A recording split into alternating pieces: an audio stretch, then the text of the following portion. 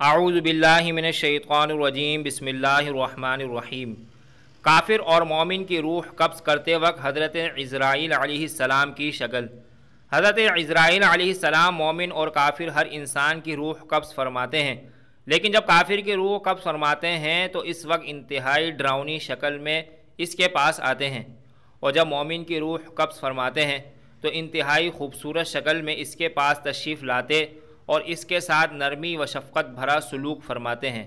حضرت عبداللہ بن عباس رضی اللہ تعالی عنہما فرماتے ہیں، جب اللہ تعالیٰ نے حضرت ابراہیم علیہ السلام کو اپنا خلیل بنا لیا تو حضرت عزرائیل علیہ السلام نے اللہ تعالیٰ کی بارگاہ میں اس بات کی اجازت طلب کی کہ وہ حضرت ابراہیم علیہ السلام کو اس کی خوشخبری دیں۔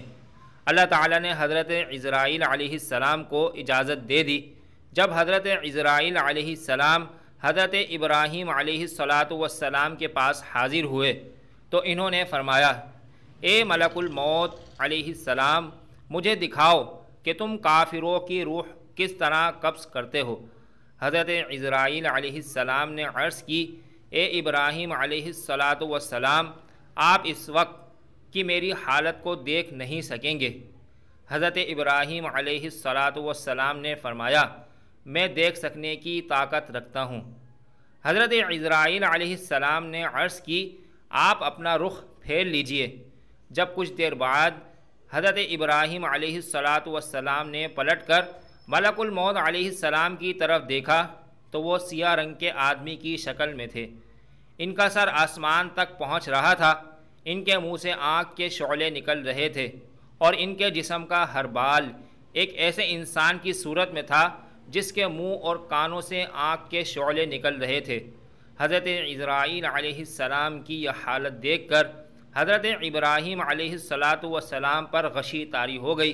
کچھ دیر بعد افاقہ ہوا، اور اس عرصے میں ملک الموت علیہ السلام اپنی پہلی صورت میں آ چکے تھے۔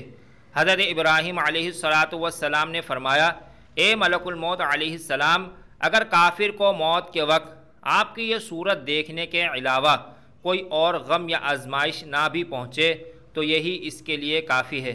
اب مجھے دکھاؤ کہ تم مومن کی روح کس طرح قبض کرتے ہو۔ حضرت عزرائیل علیہ السلام نے عرض کی، اپنا رخ پھیر لیجئے۔ حضرت ابراہیم علیہ السلام نے اپنا رخ پھیر لیا، اور کچھ دیر بعد جب ملک الموت علیہ السلام کی طرف دیکھا تو وہ سفید کپڑوں میں ملبوس ایک انتہائی خوبصورت چہرے والے نوجوان کی شکل میں موجود تھے۔ حضرت ابراہیم علیہ السلام نے فرمایا، اگر مومن اپنی موت کے وقت آپ کی اس صورت کے علاوہ کوئی اور آنکھوں کی ٹھنڈک یا کرامت نہ بھی دیکھ سکے تو یہی اس کے لیے کافی ہے۔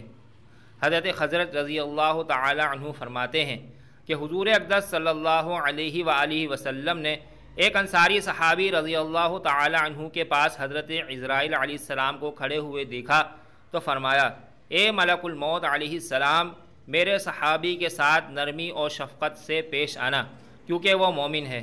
حضرت عزرائیل علیہ السلام نے عرض کی، یا رسول اللہ صلی اللہ علیہ وآلہ وسلم، آپ خوش رہیں اور آپ کی آنکھیں ٹھنڈی ہوں۔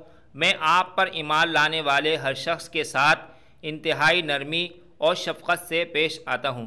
اللہ تعالی ہم سب کو مرنے سے پہلے مرنے کی تیاری کرنے کی توفیق عطا فرمائے، آمین۔